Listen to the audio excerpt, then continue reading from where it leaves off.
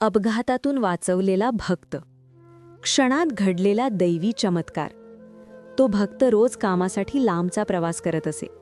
त्या दिवशीही सकाळी घरातून निघताना त्यांनी नेहमीप्रमाणे स्वामी समर्थांचं नाव घेतलं. रस्ता ओला होता, वाहनाचा वेग जरा जास्त होता आणि अचानक समोरून ट्रक आला. क्षणात सगळं संपल्यासारखं वाटलं. डोळ्यांसमोर अंधार आला. लोक ओरडू लागले, पण त्या क्षणी भक्ताच्या तोंडातून आपोआप शब्द निघाले, स्वामी समर्थ. आणि आश्चर्य घडलं.